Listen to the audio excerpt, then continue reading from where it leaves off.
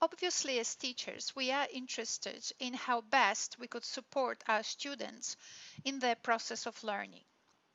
So this podcast focuses on a number of learning theories, which can provide us with a framework for understanding what is it that we're doing in our learning environments and how better we could support our students.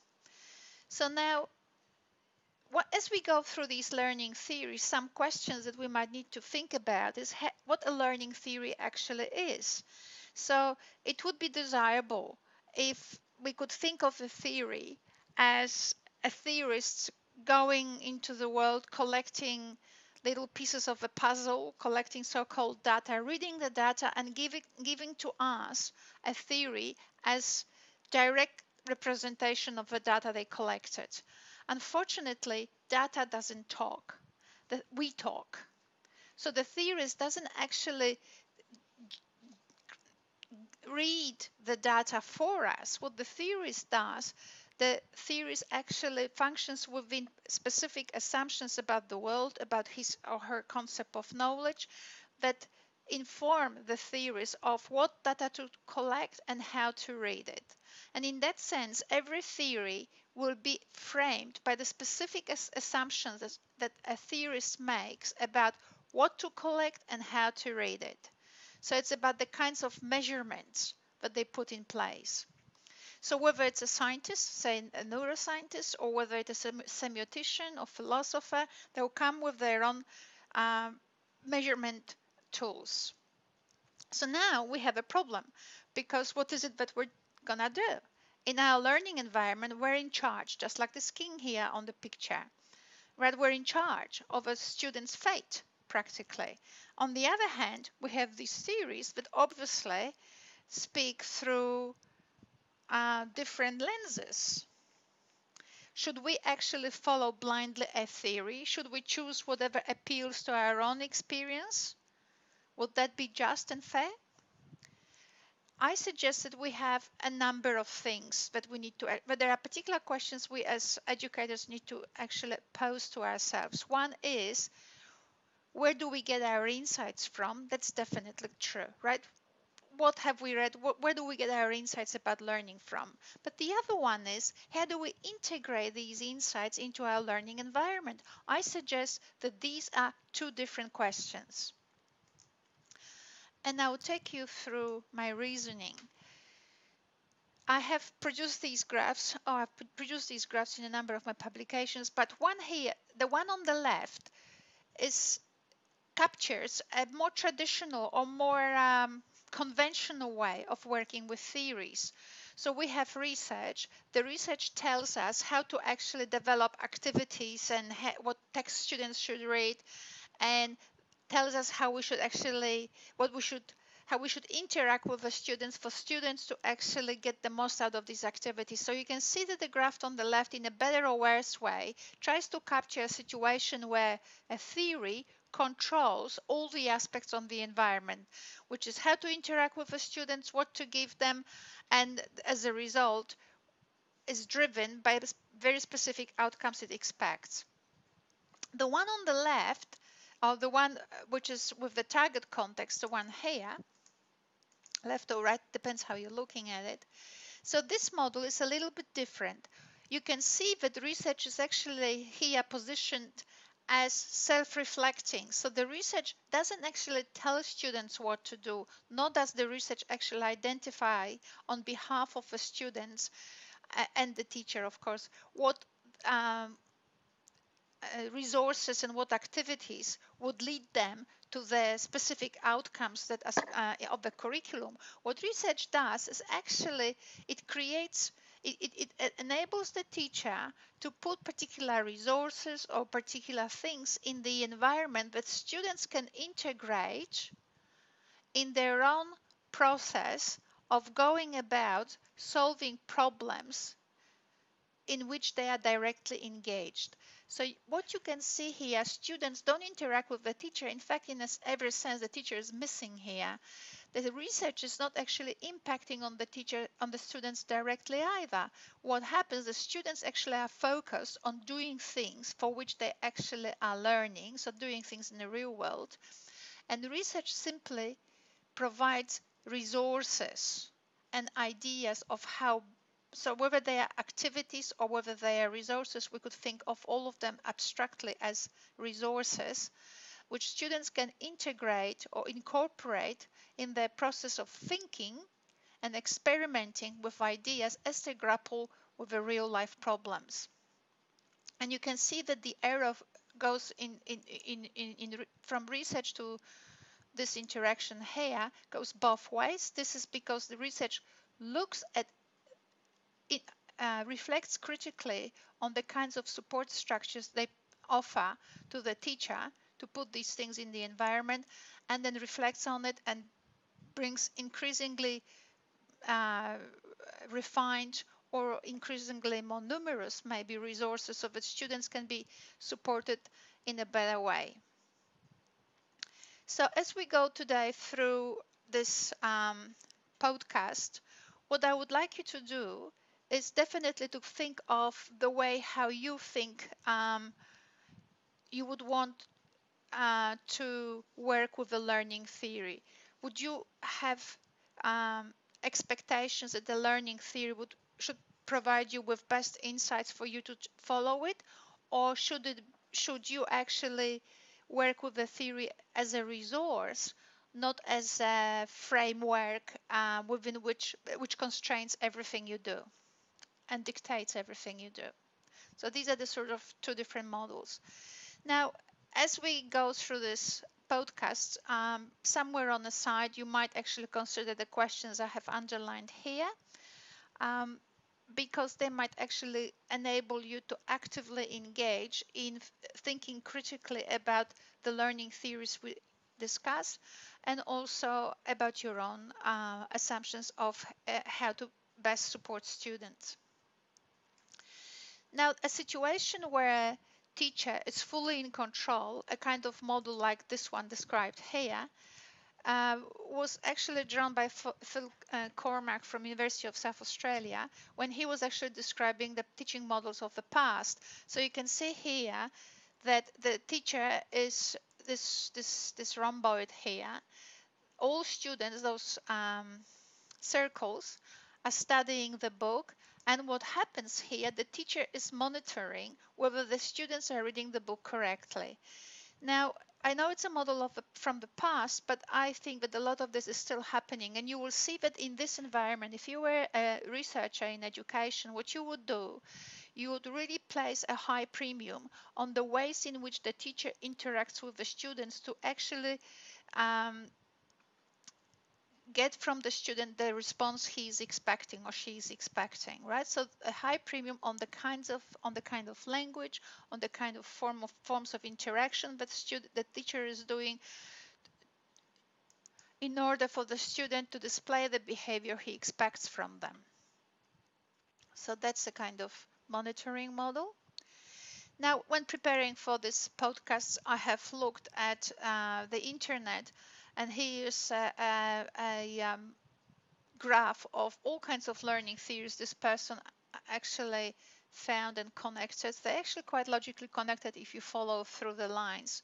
Now, if you're interested in it, you can actually do the labyrinth work. I'll just move to the next slide. So before I actually discuss the learning theories of the past and of today, what I wanted to do is actually look into this into the sentiment presented in this slide.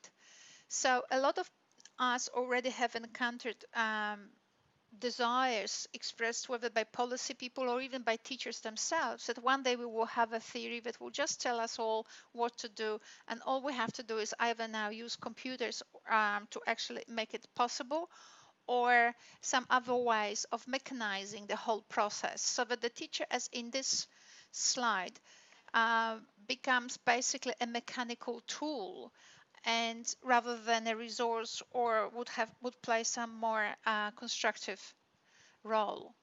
So you can see that these dreams of finding a scientific theory of learning that would actually dictate to us what to do at every step of the process are not new. They've been with us for quite a while. And I think that in every century, ever since we started to have mass education, we actually made claims that justified each pedagogy in some scientific way, even in the 16th century. So anyway, what I presented for today are a number of theorists, and I have organized them into two different groups. People who I see as belonging to the left, they share particular assumptions about what learning is and how to actually support it, and these people on the right are a little bit different. So I would just, rather than actually preempt the discussion, I might take you through it. So the first person I would like to talk about is John Dewey. John Dewey has laid foundations for education as we know it today. And there is a joke, I couldn't help myself but insert it. So she says, I channeled John Dewey. He says, if you want to be a good teacher, don't teach reading and writing, teach students. And this cartoon pretty much reflects the spirit of John Dewey. He's interested very much with students and with students' context, not so much with the object of learning. He would say, as you will see next, he will say that the object of learning will emerge from the interaction between the student and the student's world. So the learning theory, if there is one, or the learning philosophy of John Dewey was support students in their interactions with the world. Don't teach them something that is irrelevant to them or abstract or they can't relate to. So as you read through this slide, what I will encourage you is to actually compare this philosophy of Dewey to what we today call being a difference between just-in-time pedagogy and just-in-case. A pedagogy where we teach students things so that to prepare them for future is called just-in-case pedagogy, which is we give them subjects and we give them all this knowledge and they have to display specific behaviors that we have actually through the culture of education identified as relevant for the subject. They're not relevant in and of themselves. There's a particular ethos that comes with it. So after about doing this for 5 decades or 6 decades or longer, we actually know what matters. We actually don't, but we behave as if we did. So just in case pedagogy is such, just in time pedagogy did not begin with computers, as maybe even myself I thought actually. It began long time ago with John Dewey himself saying, consider learning or education as a support, not as preparation for. So that's a lovely way of integrating John Dewey into our discussion. He's preparing actually us in a context, or maybe to put it differently, he's taking us away from the tradition where it was the object of learning that counted. He's actually saying it's not the object, is rather what counts is how we support students in their interactions with the world as they live through it. So he wants us to focus on the support rather than on arbitrarily selected data or information. So in terms of this graph, to just come back briefly, I would see Dewey in here, where research or our own thinking as educators actually focuses on inventing ways which would support students in their interactions with the world. We don't replace the world with our own assumptions as it is done here. Okay, another thinker that is quite often referred to and also almost in the same sentence as John Dewey is Paulo Freire. Paulo Freire was a Brazilian scholar and is associated or linked with critical pedagogy. If ever we had fantasies of learning or of teaching, of a job of a teacher being innocent, being in support of the students and enabling the student to make it in the big world. Paulo Freire put an end to all these images. Paulo Freire is not so much concerned, although he is, with the relationship that we support between the student and the student's context of life. That's true. But Paulo Freire actually looks at how we're actually doing this. And what he is saying, it's not innocent. How we teach students and what we teach as legitimate knowledge, it's not innocent. Very often ourselves, we are tools of reproduction of power relationships. And what he is saying, if school or if students learning were to be a democratic engagement or a context of a democratic engagement, what he wants is for teachers to stop seeing themselves as these benevolent and well-meaning facilitators. Hence I actually have crossed out the word facilitator because he didn't like that word. What he wants teachers to do is actually think exactly about the sorts of power relationships they create between themselves and the students, between the knowledge they teach to the students and the bigger world. Right, so we are not functioning, for Paulo Freire, we're not functioning in an innocent, well-meaning world. Even if it is well-meaning, people only know what they know, and what he sees as learning is actually critical reflection on the sources of knowledge, and therefore sources of power that knowledge supports and reproduces. So what he says, we should, as teachers, think of the ways through which we reinforce inequalities and limit people's chances and replace these practices of which we are part because we ourselves probably were inculcated into them. We should rethink these things and think of ways of strategies through which we could enable students to transform their own situation. Now, very often this might be read as people who come from concepts like disadvantage, from disadvantaged context. We should now think of ways to enable their equal participation in classrooms. So I agree with this, but then this moves very often to strategies whereby we could transform students and their past into something else, something that they are not. So they should now start thinking like the middle class. They should now start thinking like the people who actually own the power. And this is not exactly how Paulo Freire meant it. Paulo Freire helps us recognize that that there are different ways of knowing and different ways of being. And even though the Western culture might have moved in a particular direction by disfranchising cultures and groups of people, the way forward is now to recognize, to legitimize those different ways of being and not necessarily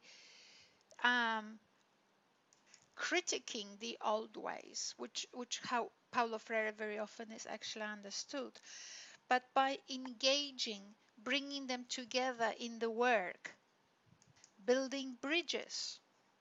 And so students' empowerment is not supported or enabled by disfranchising groups of people, but rather by integrating.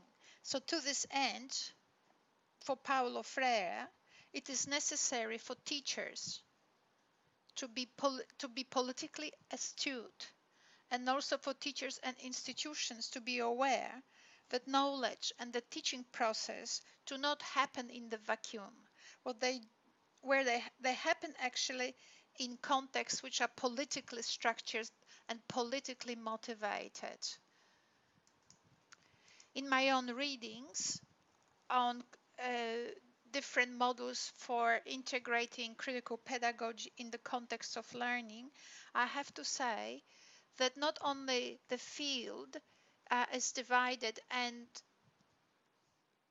largely claims are made that people don't actually have a methodology for integrating critical pedagogy into their teaching. I think this is largely caused by the fact that people usually think that we very often would like to delegate power, and we would like to someone else like Paulo Freire to tell us how to do it. What Paulo Freire does, he gives us contextual understanding. He gives us principles for thinking, and now we need to think of how to actually translate it into practice. We have to think it ourselves, and it is not rare in the literature that despite our best efforts as teachers, what happens is that teachers do front up in front of students with a selected text, and they actually expect from students behaviors that would now focus on criticizing the status quo, and much less emphasis, or much less there are much less examples that I have seen in the literature where teachers actually engage students in integrating in activities which actually enable students to understand the power of different discourses and actually integrate them, as opposed to simply critiquing. So drawing on Dewey and now drawing on Paulo Freire, we would say that just like Dewey, Paulo Freire is interested in supporting students in their current context of interaction. So Paulo Freire would be here. But what he's also saying is that form of support cannot be naive and cannot be structured as the teacher simply hands in power to the students. What the teacher needs to recognize is their own context in which they work. So in which the school is positioned, in which the entire education system is positioned, and they need to see it as politically motivated. And therefore, the objective for teachers would be to be aware of it, make students aware of it, and now work in ways that allow people to work together as opposed to disfranchise. The next theorist we might look at is Lev Vygotsky. Lev Vygotsky is still work within the same at the same time as all the other people we discussed so far. So obviously the early 20th century has come up with a number of amazing thinkers in education. So Lev Vygotsky and his theories are one way or another through different seminars and workshops kind of familiar to us. But before I discuss the premises of Vygotsky's work, or Vygotsky's learning theory, I might start with a bit of criticism. And I selected this criticism on purpose so that to help us reflect, as we discuss the premises of Vygotsky, help us actually to have some healthy distance to them.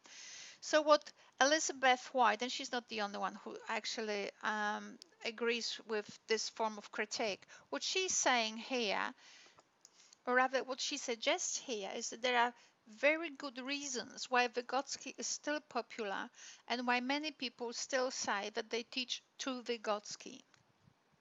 So as you will see, Vygotsky takes us away from Paulo Freire and John Dewey, away from this big social context and all the politics that are being played out. What he looks at learning as a psychological process. So therefore, he focuses on developmental stages or developmental outcomes. So he will look at learning as going from A to Z, right? So it's not a messy process. There is A when the student doesn't know a concept, and there is a Z when the student knows the concept. So life is, for Vygotsky, or at least in the simplified way as I read him, is a process of collecting Zs, those concepts, which are obviously in this theory some forms, some finalities. They're not tools as for John Dewey. Concepts are final constructs to be acquired. And as you will see, that for Vygotsky, this process of acquisition is a process of handing over the meanings. The expert is handing over meanings to the novice so that the novice, after a while, masters these concepts. You can see straight away why Elizabeth White criticizes this model as not promotive, creative, and probably critical. That's what debate is. Okay, the critical inquiry, and also creative and critical, because they both work together.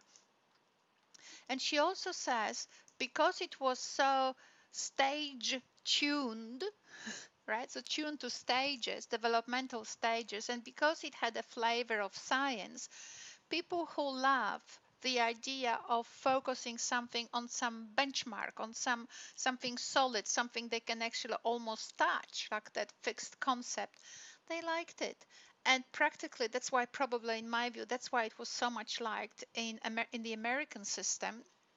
And we just inherit things, because whatever is written quite a lot about in the States, it gets taken over by us frequently as well in Australia or elsewhere.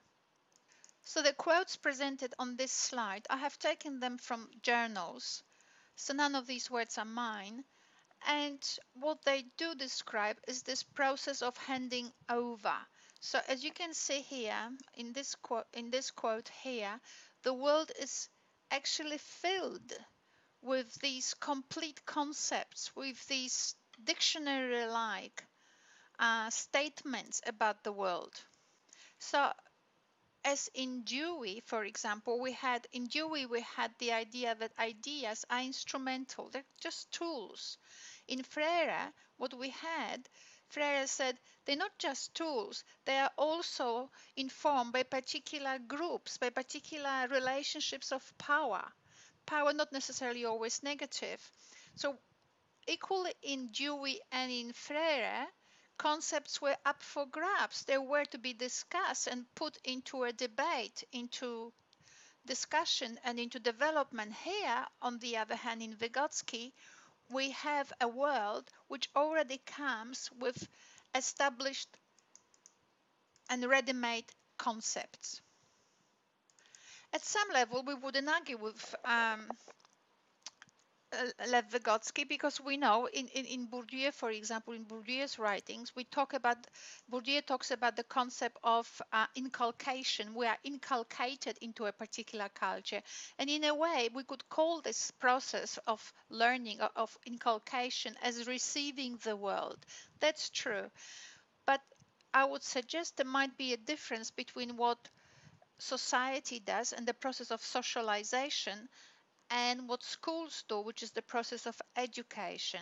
One could be about, maybe, I suggest, restricting our world. The other could be about expanding our world. So maybe children and the process by which children and adults as well learn, which could be about receiving the world, that process of inculcation might not be actually the same as the one we're actually concerned with, which is the process of education. Let's have a look. And so Vygotsky provides us with this abstract concept of zone of proximal development. Notice that the references are here in the right corner where I got it from.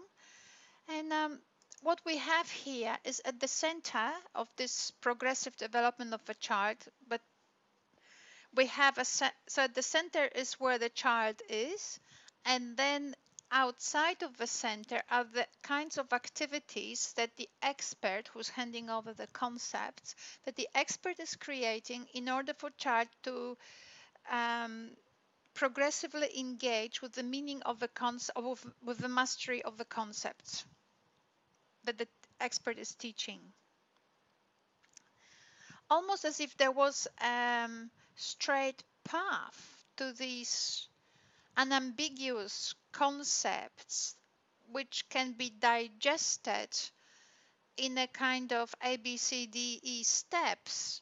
And in fact, that's what Vygotsky believes. He actually sees activities, and so does Constructivism.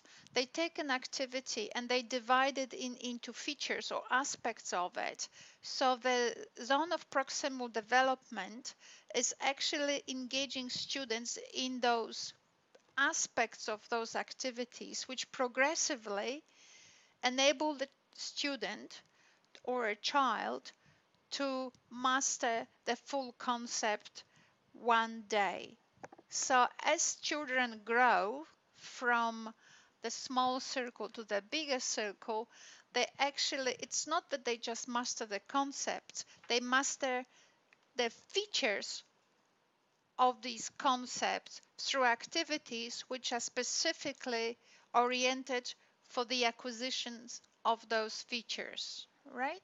So that's the concept of the zone of proximal development, and that's and here's a statement: the only good learning is that which is in advance of development.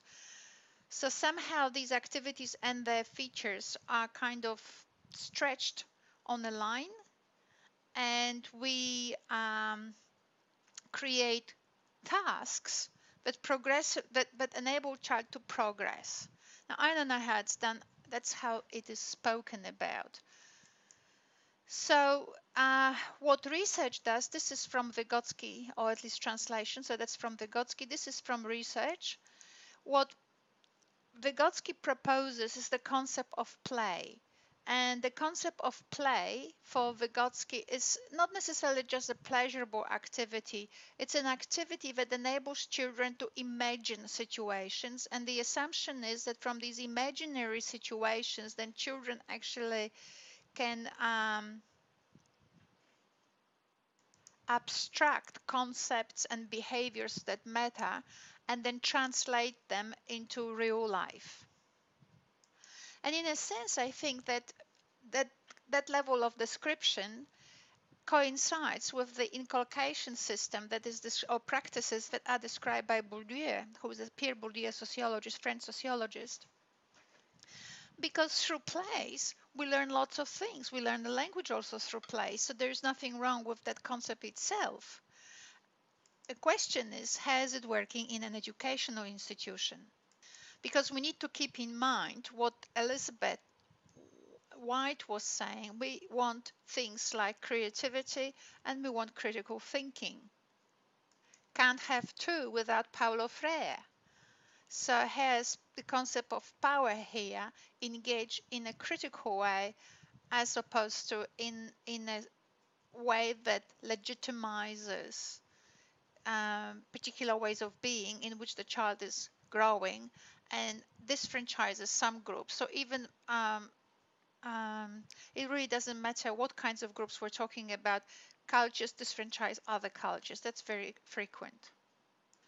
So what educators have done, they have taken Vygotsky's concept of zone of proximal development, the concept of dissecting activities according to stages of development, or well, we really don't know whether the stages of development, can't really tell, but at least into particular stages and features that educators believe are the components of that activity. So if mastered one by one, students will progress, and then they will develop the concepts that matter.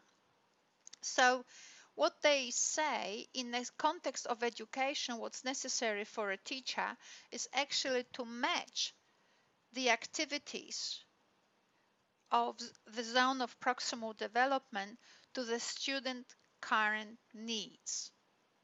So imagine you have 25 or 10 or even one student in your classroom. What kind of justification will you produce to actually say these are the stages for developing a particular concept? I am not saying it's not possible. I just think that it's necessary to produce a justification of this kind if one is claiming to actually teach two stages.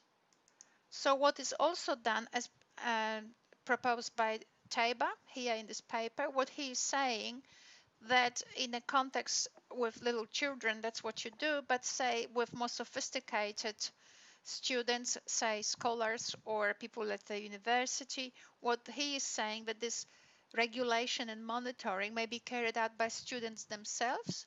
So for example, as they interact with one another, or as they interact with the resources you produce or you supply for the particular unit. I'm not sure whether we need Vygotsky for actually thinking about that when a person reads, a person actually gets something out of it. Doesn't matter how complicated the text is. Nevertheless, that's the implications that have been drawn from Vygotsky. So you either are able to monitor, or if a student and hand over the bits of concept one by one, or you might actually work with more mature students and they can actually manage this regulation process themselves. This slide I inserted just simply because people who write about applications of Vygotsky to current teaching models, they somehow feel that they need to make it clear that the model of Vygotsky is not about creating a minimally guided instruction. They think that the teacher actually interferes with students quite a lot. So somehow people feel that that's a better way of progressing than in any other possible model. So what I wanted to do is actually spend 5 seconds on the concept of actually monitoring and regulating students' development, actually knowing what or identifying students' learning needs. Now I looked at the concept of individual and individual learning needs in neuroscience. I looked at Damasio, Antonio Damasio, and just to be very brief, what Antonio Damasio says is that what science, at least at this very stage, what science can do well is observe behavior and correlation and signals. What science actually doesn't know is what it means, what things mean to the students. So what neuroscience can't do is to read someone's mind. And everything else that science can do is an interpretation. Or to put it better, is a construction, it's a story, not necessarily a true story. What really happens, it's a story that at this very moment provides some clues. And here are some curiosities from neuroscience. For every aspect, for example, of human's face or of any feature of anything, we have separate cells. So people were worried if you don't see someone often, like a grandma, and you don't have many cells in your brain of the face of your grandmother. If you go to a pub, you drink alcohol, and we know that alcohol kills cells in the brain, would you annihilate grandmother from your brain? That was the question. You can see that neuroscientists do not waste time on irrelevant things. But fortunately for the grandmother, what they found out that all cells are integrated with other cells. So even if you lost some cells of your grandmother at individual and specific level, which is the very bottom one here, what happens, those individual cells are connected to other cells of the higher order and lower order as well. So your grandma is quite integrated in your brain. So even if you lost one or two at the individualistic and specific level, you still keep grandma in some other connections, so she will be alive in your head. But what this picture and these findings tell us, that information in our brain is really constructed in a very individualistic way and reflects one's history. And the extent to which it reflects one's history is even more complicated in these pictures, because what it says that there are particular waves and particular rhythms in our brain, and those little cells are connected through some different other features of the brain's interactions between cells that make really the brain quite a complex system, that reading someone's mind and actually understanding where they are and what they think is still not that simple, if ever possible. So all in all, what does the theory of Vygotsky tell us about our classroom and about our teaching? What should we do? And I looked into the literature, and basically because Vygotsky emphasizes language as the tool of learning. So we have activities and play, but it is through language that the expert hands over concepts to the student or to the child.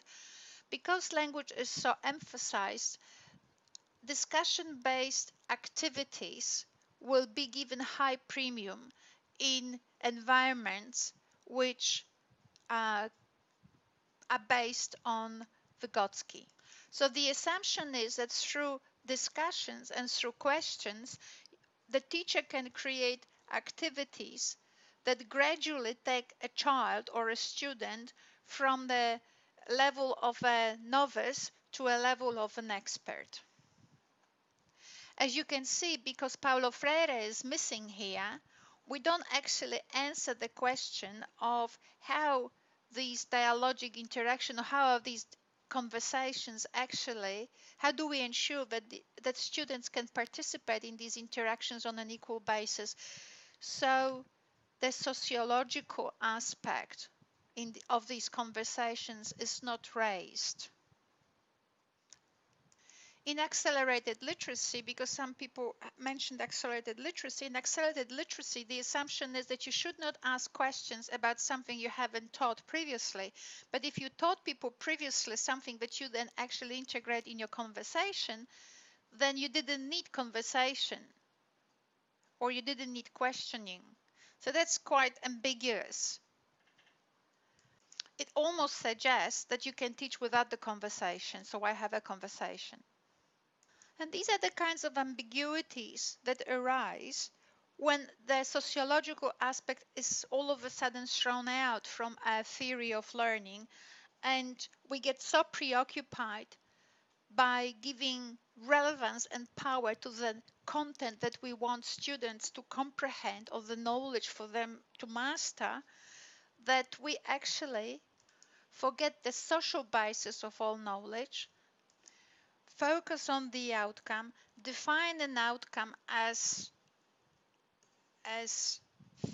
you know, a series of features from A to Z, and thereby reflect the world or the context in which students live as if it in a very linear, or represent this context in a very linear way, and attributing to ourselves as teachers the power to know what is it that students actually so-called need. And you can see there is a very strong control of the teacher in Vygotsky, and Vygotsky is aware of it, because, for example, I have actually underlined here active exploration of new ideas. As a language teacher, I ask myself, how many new ideas does it take to learn French? And if I were to teach someone French, would we be learning those new ideas, the sum total of the new ideas that it takes to learn French, through reading, writing, and discussion? So, the sound would be one idea, and so on and so on. And you can see my point. But to summarize, we can see that in Vygotsky, everything is in the hands of the teacher. This monitoring and regulation by the teacher. We really never start with the student. It's not the student that is regulating their teaching, because the student is seen as not able to.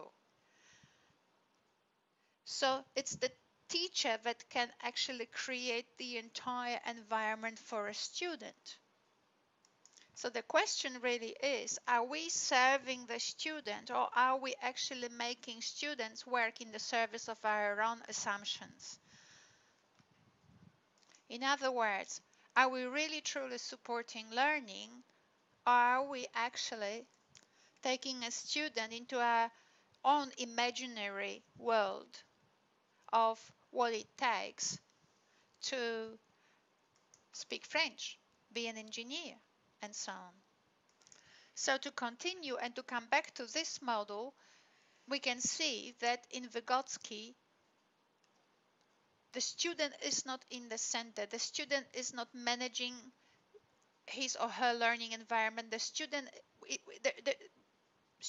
is not the arbiter, not even a student as integrated, not even a student integrated in the context of their interactions with in the world, right? So the student is not actually put in the position of making decisions what to do, why, and what is actually working for them. We continuously have an external person who represents their needs and the requirements. So once we move on to more discussions, to more examples of implementation of Vygotsky, we can see again, well, authentic questions, whatever this may mean. So there are questions, whole class discussions, and so on. I have no problem with these. I'm just asking whether this is actually a strategy whereby what it takes to learn French, or what it takes to learn particular concepts from engineering, whether this is actually sufficient. Can we truly dissect French into a syllabus of ideas to be discussed, read about, and write about? So we've got more slides here about all about discussion. Notice that nowhere there is a consideration even that students might not actually want to participate, and might not actually culturally be predisposed to actually this kind of environment. So the idea of participation on an equal basis is not present. Constructivism now.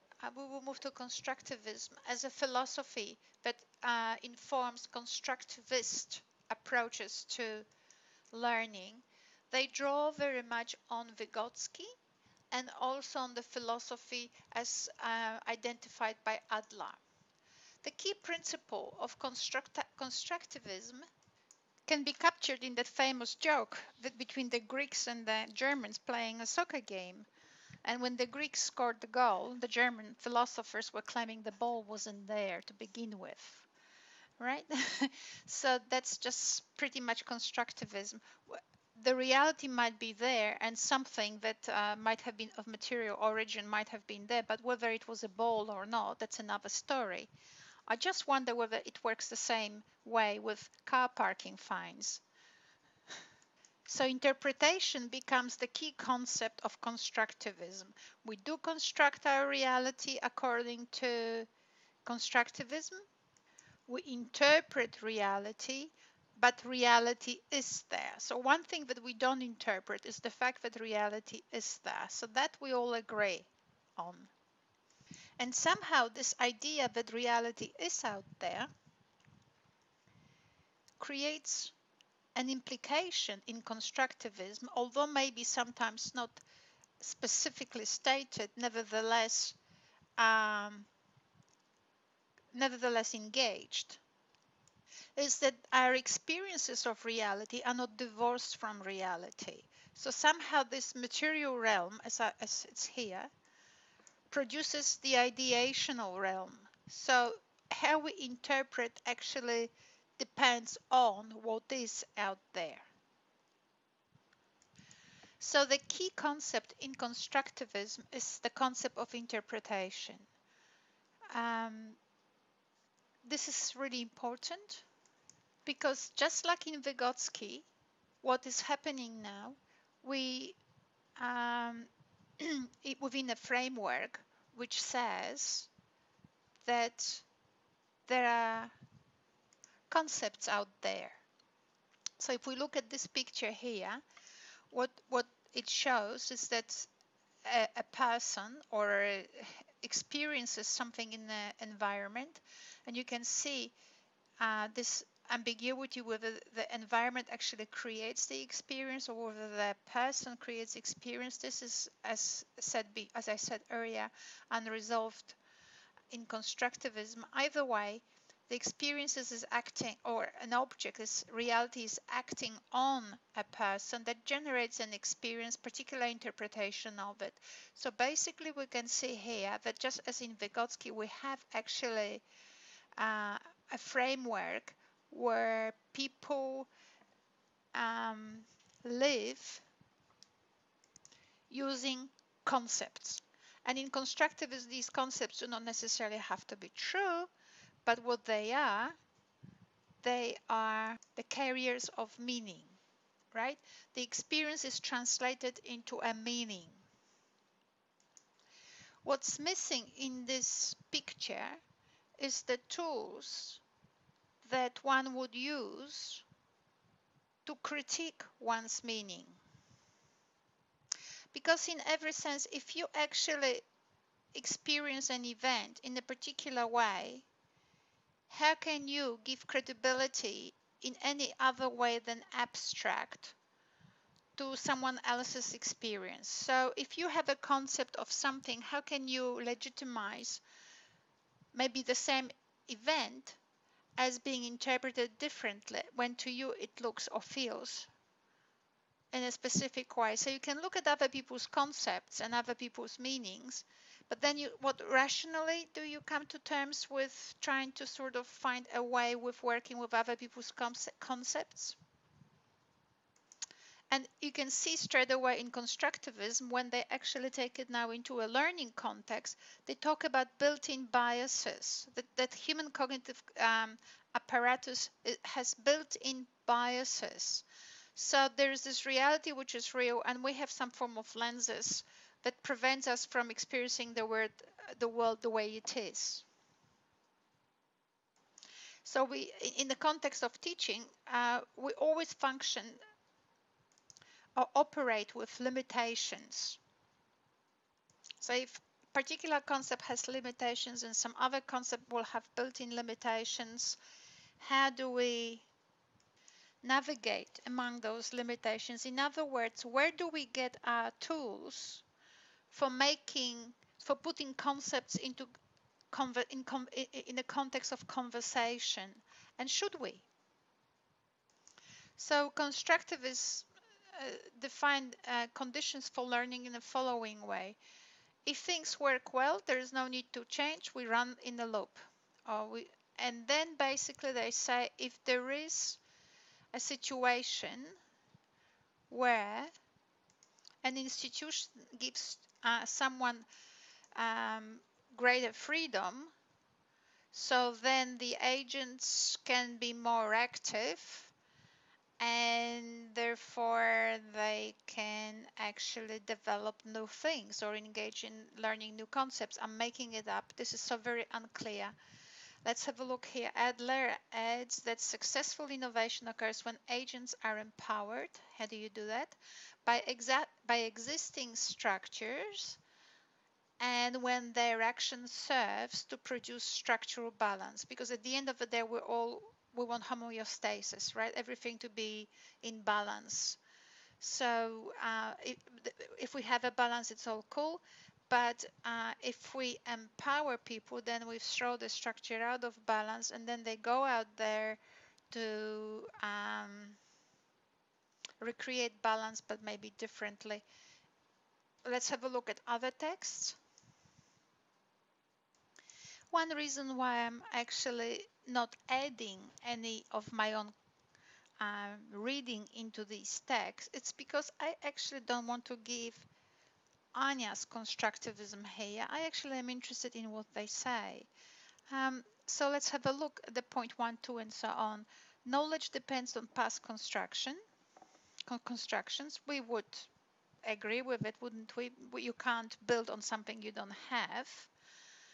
Now, but notice that the concept of reorganization is missing, because we have past constructions, but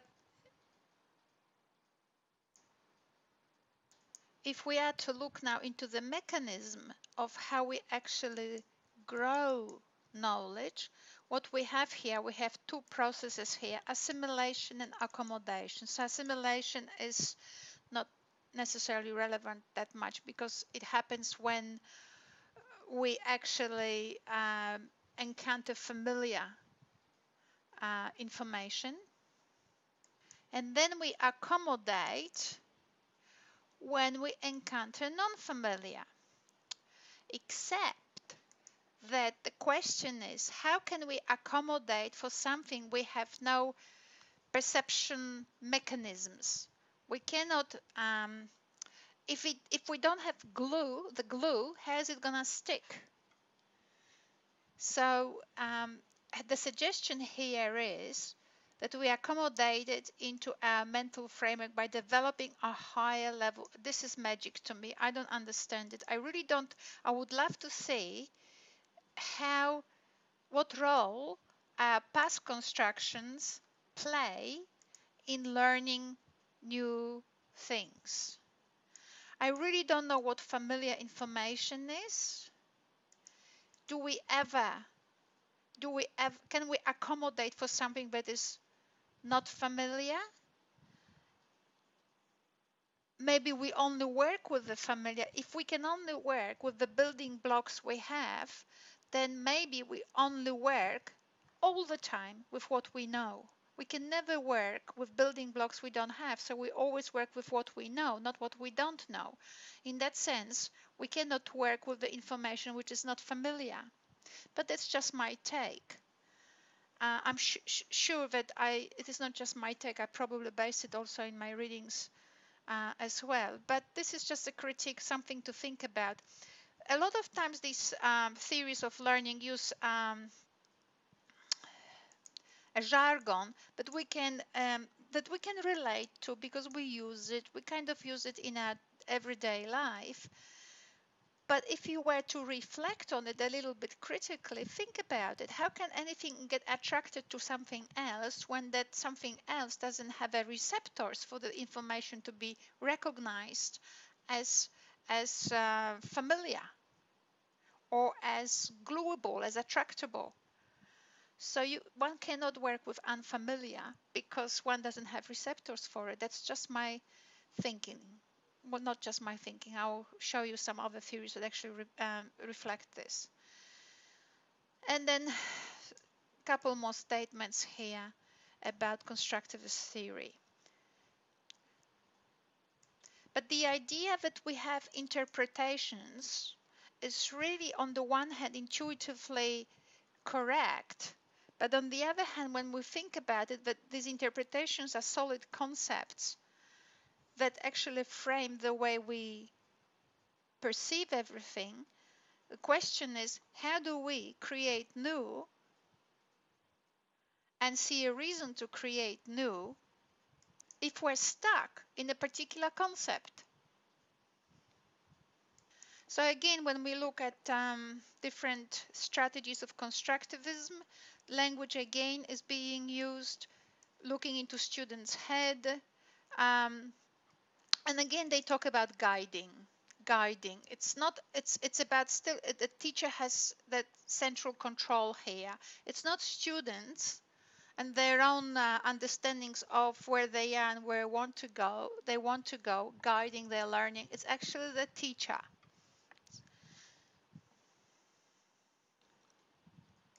So when we look at these principles here of a constructivist approach, what do we have? Constructing knowledge is just it's just too ambiguous to understand. Active involvement with very ambiguous. Students learn to do well what they practice doing. Practice makes perfect. I mean, I don't know. Students learn better if they receive consistent feedback. Right, so the feedback, what's the role of the feedback? First of all, there's a high premium on teachers' input, high premium on feedback, almost as if the things I say would make a difference. And I'm not saying they don't. I'm just don't know whether I have the tools alone to actually provide what is relevant to the student. Do I actually know what the questions are that students have as they grapple with the problem? Do I know those questions? Is my feedback really truly talking to the students? But there is this high premium placed on the language of the teacher, on analyzing discourse of the teacher with the students, on analyzing the feedback. So there's this dream, but finally one day one teacher, a good teacher obviously, will say something that actually lights up the bulb. Students learn to value what is assessed. I don't know what that means. Anyway, it's from readings. Teaching involves activating relevant ideas already available to learners to help construct new knowledge. Oh, that's useful. But I don't know what that means, but that's useful because at least what we say here, that someone is saying, it's probably the same person I footnote here. This person is saying that obviously students must work with something they have, not with something they don't have. So teaching is activating relevant ideas already available to students. Okay, they build on the ideas. Okay, concepts, right? We have these solid fixed things, concepts. You see, nobody unpacks concepts. The concept is not a concept. Even in our brains, as I showed before, have cells for different aspects of our faces. They don't actually have a representation of anyone's face in our heads, but different features of them. And that's probably what enables quick recognition, because we learn how to differentiate depth and length and all of these features between one another. That's how we can quickly tell. We don't actually have 5 billion faces in our head. So students will build their knowledge upon partial incorrect. So again, this limitation, there's a built-in limitation into a human condition. Now, the statement from Keith Tabor is that this is a very clear and sound theoretical basis for informing teaching at all levels in all disciplines. I'll leave it to your judgment. Now, I want to flag this Bloom's taxonomy. So people have done this, and myself, I've done that too, without actually knowing that other people did it before me. Point is that Bloom has come up with particular concepts of processes involved in knowledge construction. You can play with them and see. Being a prisoner to someone else's straight line is not necessarily healthy. They could be good concepts to work with. Now, another concept here is Maslow's theory of needs, human needs. It's been actually put upside down by neuroscience, but neuroscience says basically self-actualization is primary. When people feel rejected, they feel like dying. The brain responds to a sense of emotion of rejection the same way as it responds to pain and death.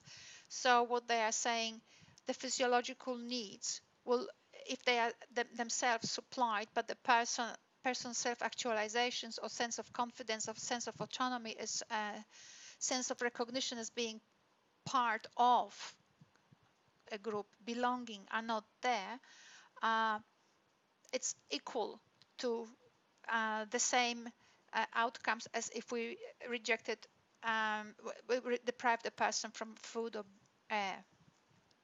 I will now look at a different model. So connection is here. I just presented it here. I think it still needs connectivism, needs some work. I don't think that George Simmons is one of the authorities in the area. I just don't think that these principles here are informative or making a difference. And he doesn't mention Latour, which would be very nice because Latour talks about technologies. Now, I would just have a look at the constructivism and post-structuralism. And it's a very nice way of actually framing the purpose of post-structuralist, of a post-structuralist position. I'll just call it post-structuralist, post-structural.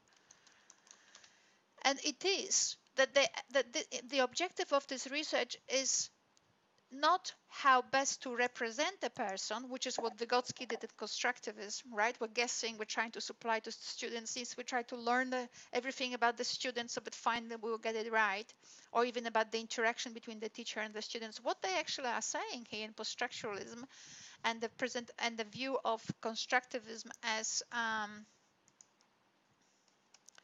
as I will show you now, presented by Bruno Latour, the French sociologist, basically is how do you avoid framing people? How do you avoid representing? So you can work with ideas without actually framing anything. So let's have a look, or basically making it final. We have very little time, so I'll just try to do it in 3 seconds or 30.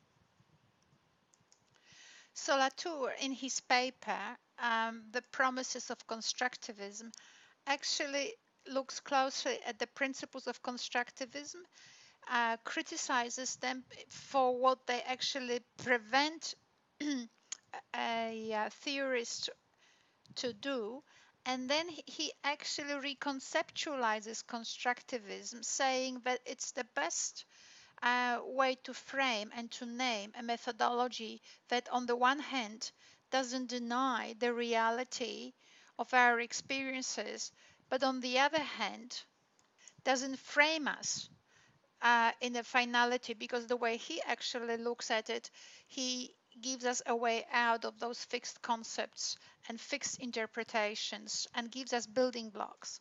So what Latour, the way I read Latour, says, we never really construct a thing, and that's very important. We don't construct a thing. What we do, we construct experiences that we could actually talk about them in terms of qualities, the kind of qualities that we gather, the perceptual qualities.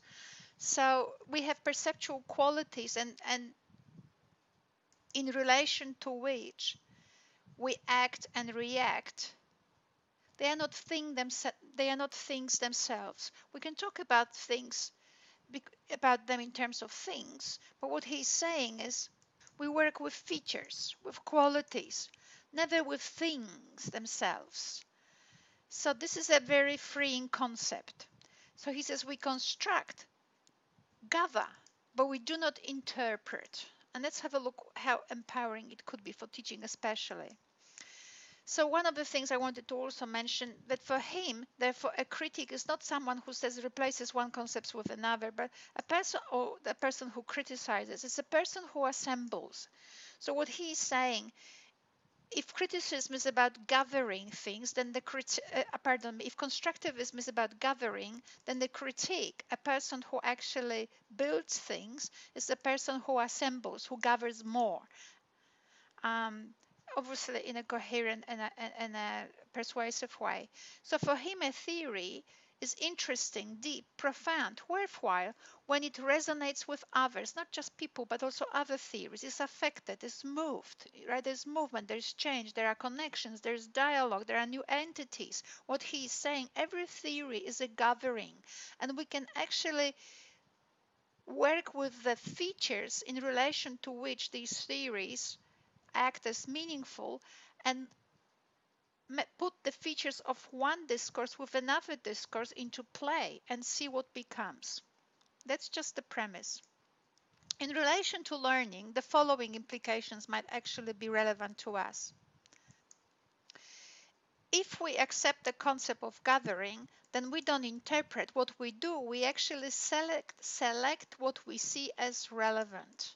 Right, and many of us might have seen on YouTube the video where players in white shirts exchange a basketball ball among one another, and a big gorilla walks in, beats its chest, walks out, and nobody sees the gorilla. Right, so basically, and the same phenomenon is used to explain accents. We don't actually, it's not that people don't hear sounds or interpret them differently. What they do, they select different frequencies of a sound because their mother tongue actually teaches them to be sensitized to higher frequencies or to lower frequencies. So a sound has a range of frequencies, every sound, and carries all other sounds in it. So depending which frequencies one selects, higher or lower, one actually hears as a result different things. So if we think of concepts not as solid terms, but actually as gatherings and a process of comprehension, as a process of selecting what to us appears as relevant, selecting from a range, the following implications might be relevant to us. Rather than teach them new concepts, as students are engaged, as Dewey would have liked it, in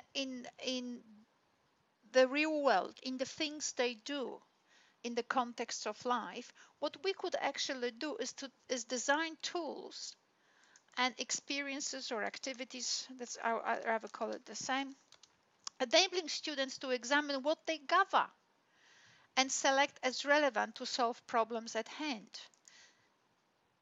So design tools and experiences for students so that they can actually examine what they gather and select as relevant, right? Since all concepts are networks, and that's the reflection in the brain in any case, so all concepts are basically networks of features, so even the features are also networks of other features. So since everything is just networks connected to fulfill particular function but not another function, but since all concepts are networks of features, we could design tools and experiences that will make it possible for students to examine what they gather in more than one way. In more than one way. So here would come Paulo Freire, of course, very helpful, Paulo Freire. Because Paulo Freire would say, well, maybe that works, or this particular thing makes sense to you as an outcome of your upbringing, of inculcation processes that you went through. But if you actually now put the same experiences into another context, have a look, examine what you gather now. Are the experiences that you feel now in this different context the same? Do they feel the same way? Do you feel now rejected, even though in one culture or in one context or in one group, this particular concept or this particular way of being seems like the way to be. In another one, it doesn't. So how does it make you feel? So now when we actually see, or we have actually broken down concepts into networks or gatherings, now we actually have many tools with which we could play by giving students opportunities to look at things in more than one way so that they can experience what different formations, what different gatherings actually enable them to do. So to summarize, in this framework, when we don't actually think of interpretation, but we think about constructions which themselves are networks of things, students here do not study concepts as such.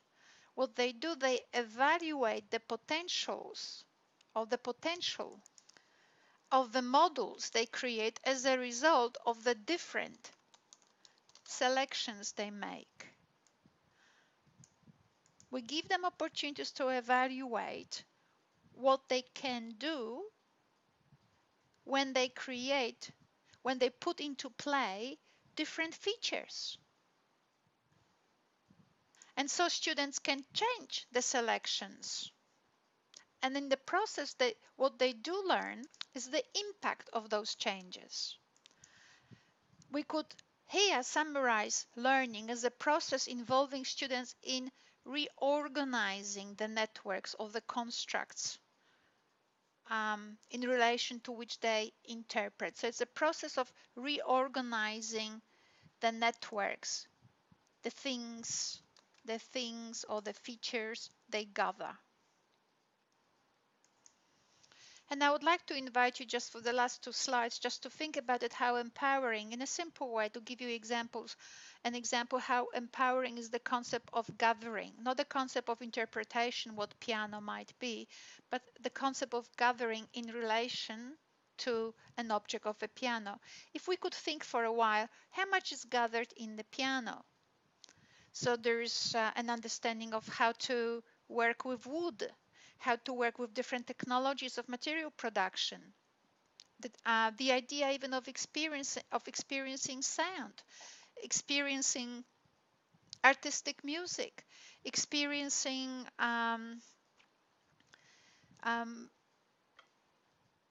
the joy of gathering together and listening to music. Learning about the sound itself, about different things that sounds do, and how different productions of sound will make a aesthetic difference to the way we actually listen to music. So I'm running out of my understanding of music, but you can imagine how much is gathered in a piano if we were to actually introduce someone to the if we were to use the idea of introducing someone to the concept of the piano. The same is with the house. Imagine how much is gathered in the idea of the house. This is just my simplistic picture I created within 5 minutes, right? But basically, what's gathered in the house, and understanding how to actually work with the technology of resources. But even the idea, maybe the mountains, I've done it some time ago, maybe the mountains actually say, well, we used to live in caves, but now we prefer, we've changed, our civilization has changed. We're no longer ground-dwelling creatures or tree-dwelling creatures. We actually want to live in a different setting. Also, what's governed in the house? Spirituality. There's a lot of aesthetic experiences that actually inform the process of building a house that actually come from spirituality. And a lot of times we're not aware of it in the West. But if I were to actually use some contrasting example, like for example, the idea that in Algerian society a woman uses the west door and a man uses the east door, right? Or feng shui. We know all of these concepts. There's some other concepts here involved. I don't remember what it's in here, but there's a number of knowledges involved in actually thinking about the house and actually constructing a house and planning a house. Arts is involved, right? We want a pleasing house, so we have an entire culture of art that actually shapes our sense of aesthetics and is gathered in the house. Then we have a person who draws it, a person who builds, then we have a house, and then we have experiences in the house, right? The concept there's a lot gathered in the house, and I just captured this thing within the, it's just an example of showing what the house actually is or may mean. So these are not interpretations of the house, but for different reasons, we could actually talk about a house in more than one way because that's how much is gathered. So in this lecture or in this podcast, what I wanted to do is to run quickly through a number of concepts that are still being used and are very much alive in educational theories, whether we use them in school or in a higher education context. And what I wanted to show is how the initial ideas of Dewey and Freire, which focused us on the context of a student, and on the context of on the student as being part of the society today, not as a little being who is outside of the society, but will enter it once he goes to work, right? So that sort of idea. And then Paulo Freire, who says, well, it's important to support the student, but it's also important to see the entire environment as a political context. It is not just an innocent, well-meaning context. We need to be aware of what we do. And then we went into these psychological theories and philosophical theories, which are interesting in themselves, but still remove the whole process of learning from the sociological context of it and remove the student from their own context and really truly place so much emphasis on the controlling aspect of the teacher that in the end the student, who in Dewey and in Freire is a very central person, a very important person, disappears. It becomes an object of those estimations, assumptions and guesses of the teacher, an object of study, an object of guesses. The concept of gathering enabled us to actually move away from the idea that we have to teach a content, there's some object of knowledge. What we're now seeing is that human knowledge develops because we can actually look at our experiences in more than one way, and they are not interpretations. It's just depending on different aspects of our experiences that we gather. And depending how these aspects we connect, they enable us to do different things. And a very typical example of it is the difference between an electron being a wave or a particle. If we gather experiences about the electron as a particle, we have a computer. But if we gather the experiences with electron as a wave, we had I think television set, the one from the past, or maybe the telephone as we had it in the past. Point is, it's not necessarily that it is either this or that, but different things in relation to which we organize the concept of an electron have a potential which is different, enable us to do different things. And that idea of gathering and enabling students to explore what they gather, what they select, and how enabling these gatherings are examined, change, redefine, reorganize. I find it personally more empowering to us as teachers, more empowering to us as to students, and also bringing us back to Dewey and to Freire, in as much as they actually make student experience central and also allow, actually maybe not allow, but give us tools which we can put in place in the learning environment so that students can explore their own perceptions in more than one way. Thank you.